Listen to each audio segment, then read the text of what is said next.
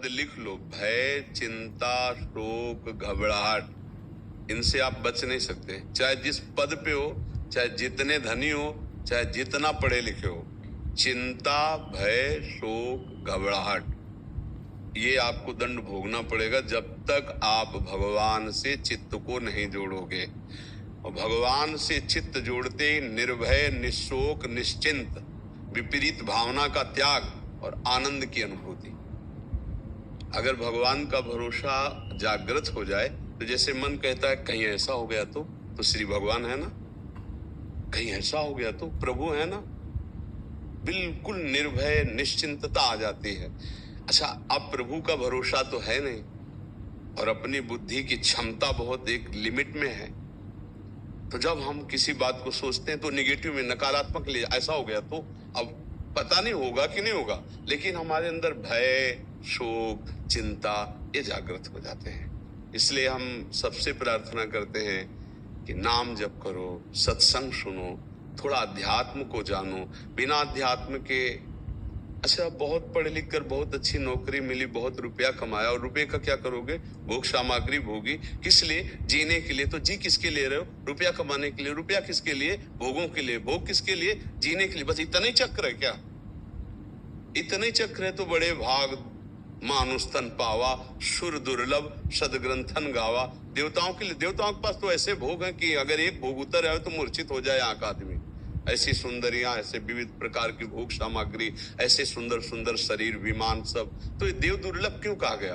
क्योंकि इससे हम अध्यात्म की प्राप्ति कर सकते हैं, परमानंद की प्राप्ति कर सकते हैं, निर्भय हो से। देवता निर्भय है क्या?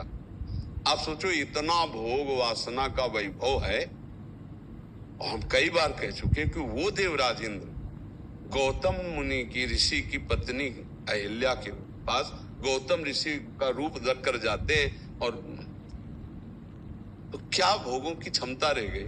देवराज इंद्र पद त्रिभुवन पति होकर इतना नीचे गिर गया भोगों में। इसका मतलब भोगों में कभी शांति मिल ही नहीं सकती, और भोग के लिए ही हमें रुपया चाहिए, और रुपये के लिए ही हमारी सारी पढ़ाई लिखाई, सारा मेहनत है।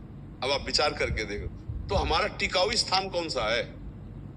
शरीर छूट जाएगा इस विषय में कहां आप सोचते हैं? अगर इस विषय में सोच के देखो तो क्या जवानी में शरीर नहीं छूटते क्या?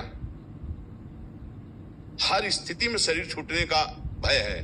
तो तुम्हारा आधार क्या है? क्या तुम्हारा रुपया पास साथ जाएगा? क्या तुम्हारा शरीर तुम्हारे साथ जाएगा? क्या शरीर संबंधी साथ जाएंगे?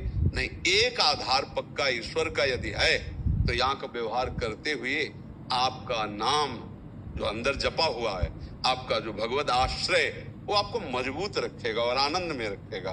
प्रसन्न रहोगे, हर परिस्थिति में प्रसन्न रहोगे।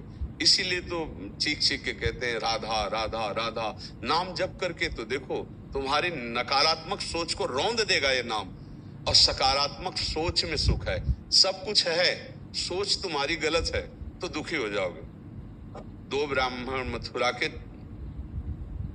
निमंत्रण दिया जाता है ब्रजवासी ब्राह्मणों को, तो आपस में बैठे थे कि यार आज तो कोई जजमान ही नहीं आया। इतने में आ गया एक जजमान, दंडोत, आओ हमारे हाथ। गए, उसने खूब चकाचक पवाया और 11-11 रुपया भेंट दी। अब एक प्रसन्न निकला और एक को उदासी छा गई। एक किसी तीसरे ने पूछा प्रसन्न वाले से, आप प्रसन्न क्यों हुए? बोले आज यार भोजन ही का जुगाड़ नहीं था, भगवान की कृपा से भोजन भी हुआ, 11 रुपया भी मिले। वो बोले आप उदास क्यों हो?